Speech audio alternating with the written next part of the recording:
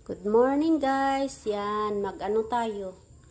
Maggulay tayo ngayon ng kalabasa. Lagyan natin ng hipon, yung huli namin kahapon. Ayan, nanghuli kami ng hipon kahapon.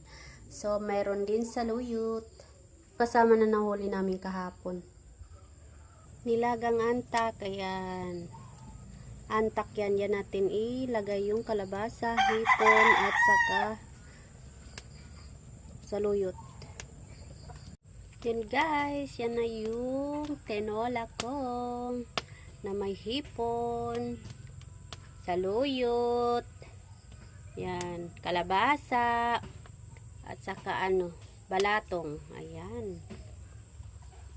Yan guys, yan na yung tinola ko na may hipon, saluyot, yan, kalabasa, at saka balatong, ayan.